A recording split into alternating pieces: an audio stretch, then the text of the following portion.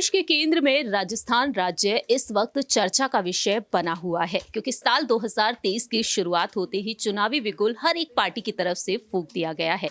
राजस्थान के साथ साथ मध्य प्रदेश, छत्तीसगढ़, तेलंगाना, मिजोरम, त्रिपुरा और इसके साथ साथ कई ऐसे राज्य हैं जहां पर विधानसभा चुनाव होने वाले हैं।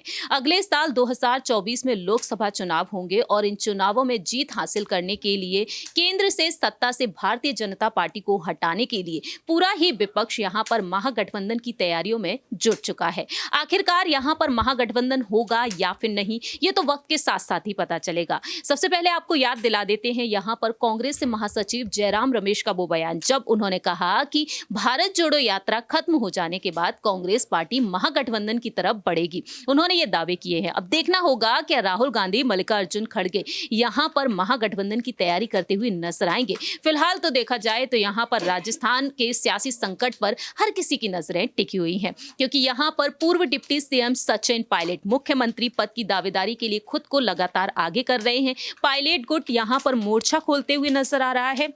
वहीं दावे ये किए जा रहे हैं कि कहीं ना कहीं नई पार्टी का वह गठन कर सकते हैं। खैर, ये वक्त के साथ साथ पता चलेगा, लेकिन दूसरी ही तरफ देखा जाए तो मौजूदा मुख्यमंत्री अशोक गहलोत 10 फरवरी के दिन बजट पेश करेंगे और इस बजट में वह कई यहां पर शानदार फैसले सुना सकते हैं। जनता के सामने एक लुभावना बजट वह पेश करने की तैयारी में जुटे हुए, जिससे कहीं ना कहीं वह मुख्यमंत्री पद की दावेदारी के लिए एक बार फिर से खुद को आगे करेंगे। लेकिन इसी बीच यहां पर बीजेपी का एक शानदार कदम देखने को मिल रहा है। दरअसल यहां पर राजस्थान में जहां एक तरफ पीएम नरेंद्र मोदी के तकरीबन 4 महीनों में 3 दौरे हो चुके हैं, तो वहीं अब 12 फरवरी के दिन वह दौसा का दौरा करने वाले हैं, जिससे यहां पर कहीं ना कहीं कांग्रेस पार्टी में हलचल मचना शुरू हो चुकी है।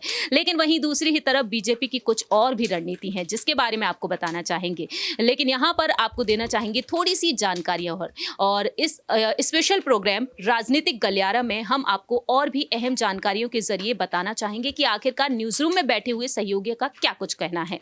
नमस्कार, मैं प्रांशी राठौर और आप देख रही हैं नेक्स्ट 9 न्यूज। राजनीतिक गलियारा में यहां पर सबसे पहले अहम जानकारी ये देना चाहेंगे कि अब केंद्रीय गृह मंत्री अमित शाह अब यहां पर रणनीतियां बनाते हुए देखे जा रहे हैं। पीएम नरेंद्र मोदी के बाद कहीं ना कहीं राजस्थान की तरफ अब उनका रुख हो सकता है। पूर्व राजस्थान पर बीजेपी की नजरें टिकी हुई हैं, क्योंकि अब भरतपुर आने के उनके चांसेस बताए जा रहे हैं। लेकिन यहां पर आपको याद दिला दें कि कांग्रेस से नए प्रभारी सुखजिंदर सिंह रंधावा भी भरतपुर में बैठक करते हुए नजर आने वाले हैं 8 तारीख के दिन, और 7 और 8 तारीख को उनकी 2 बैठकें रहेंगी। एक तरफ भरतपुर में और दूसरी ही तरफ वह कोटा में बैठक करते हुए नजर आएंगे। वहीं दूसरी ही तरफ कई कार्यक्रमों में वह हिस्सा लेंगे, जिन पर अगर ग्रुप किया जाए तो कहीं ना कहीं राजस्थान में नहीं, कांग्रेस के कई जिलाध्यक्ष यहां पर चुनावी रणनीतियों में जुटे हुए हैं। सम्मेलन में वह पार्टिसिपेट करेंगे और सम्मेलन के साथ साथ यहां पर विधायकों को हाथ से हाथ जोड़ो अभियान को लेकर यहां पर निर्देश देते हुए नजर आएंगे, क्योंकि सचिन पायलट नाराज हैं, बैठकों में वह शामिल नहीं हो रहे हैं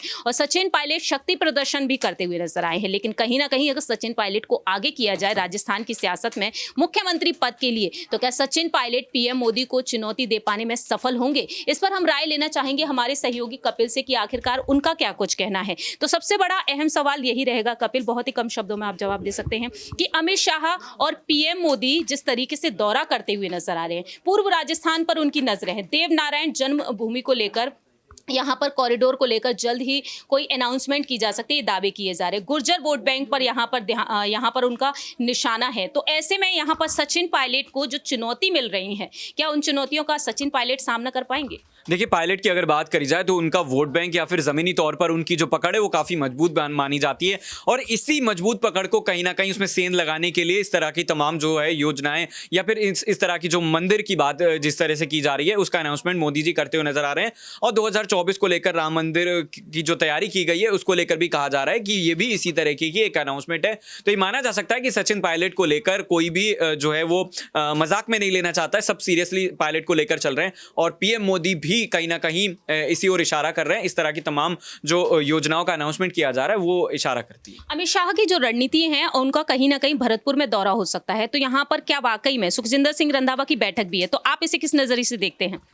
ये जो बैठक है कहीं ना कहीं इस बात की ओर इशारा करती है कि कोई बड़ा खेला हो सकता है या फिर कोई बड़ा अनाउंसमेंट हो सकता है, क्योंकि बार बार हम ये देख रहे हैं कि सचिन पायलट को लेकर कयास लगाए जाते हैं लेकिन कोई फैसला नहीं लिया जाता है। और जहां तक अमित शाह की आपने बात करी कि तमाम जो रैलियों में संबोधित करते हुए नजर आ सकते हैं, तो राजस्थान की अगर बात करी जाए तो ये काफी महत्वपूर्ण हो जाता है बीजेपी के लिए, क्योंकि अगर यहाँ पर राजस्थान में कांग्रेस एक बार फिर से सरकार बना लेती है तो कहीं ना कहीं ये माना जा सकता है कि राजस्थान में न सिर्फ पकड़ मजबूत है बल्कि और जगह भी संदेश जाएगा कि भारतीय जनता पार्टी को हराना अब पहले से आसान हो चुका है। और इसी के चलते कहीं ना कहीं अमित शाह से लेकर पीएम मोदी तक लगातार जो है वो तमाम तरह के दौरे यहां पर किए जा रहे हैं।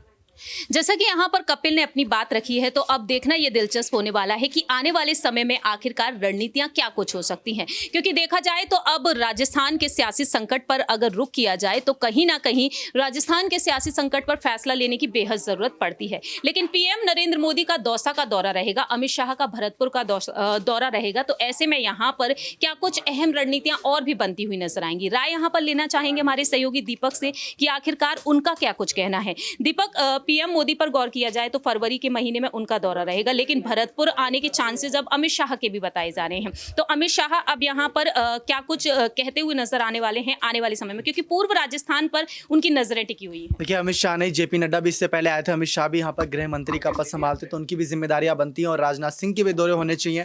चुनावी साल में हर एक बड़े मंत्री का दौरा होगा। अभी तो सिर्फ ये बड़े बड़े नेता आ रहे हैं, इसके बाद मुख्यमंत्री सांसदों की लिस्ट भी सामने आएगी।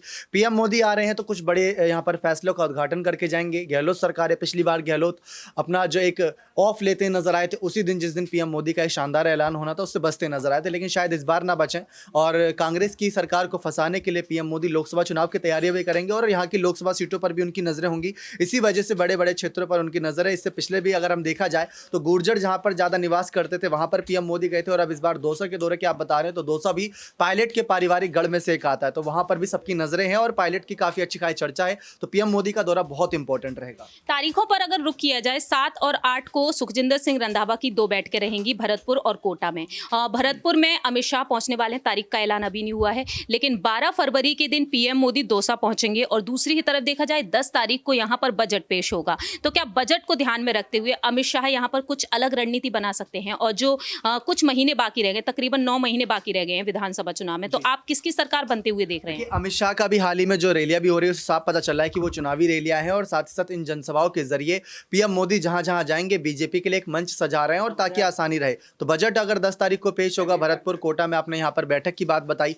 तो वो सब बैठ के यहाँ पर हाथ से हाथ जोड़े यात्रा को लेकर भी हो सकती है। और अमित शाह के जो निशाने हो सकते हैं, अमित शाह के निशाने तमाम जो अभी हाल ही में सरकार के मुद्दे थे उन पर हो सकते हैं, क्योंकि काफी लंबे समय के बाद अमित शाह एक्टिव हो रहे हैं राजस्थान में, तो उन पर नजरें रहेंगी। लेकिन पीएम मोदी का जो दौरा रहेगा वो लोकसभा की रणनीतियों को लेकर रहेगा, और जेपी नड्डा और अमित शाह विधानसभा की रणनीतियों को लेकर आगे आएंगे। बहुत बहुत शुक्रिया दीपक। जैसा कि दीपक ने यहाँ पर अपनी राय रखी है कि कहीं ना कहीं यहाँ पर विधानसभा चुनाव के लिए जो रणनीतियां बन रही हैं, कहीं ना कहीं देखा जाए तो सचिन पायलट उनका बेहद अलग अंदाज में सामना करते हुए नजर आएंगे, क्योंकि केंद्र सरकार पर वह बार बार निशाना साधते हुए देखे जा रहे हैं। और जल्द ही रायपुर में जो अधिवेशन होगा, उस अधिवेशन में प्रदेश अध्यक्ष की कमान शायद सचिन पायलट को सौंपी जा सकती है। देखना होगा कि आखिरकार राजस्थान में जीत किसकी होती है, क्योंकि देखा जाए तो यहाँ पर साल के आखिरी में यहाँ पर चुनाव होने वाले हैं। फिलहाल हमारी इस रिपोर्ट में इतना ही। बाकी की तमाम अपडेट्स के लिए आप देखते रहिए नेक्स्ट 9 न्यूज़।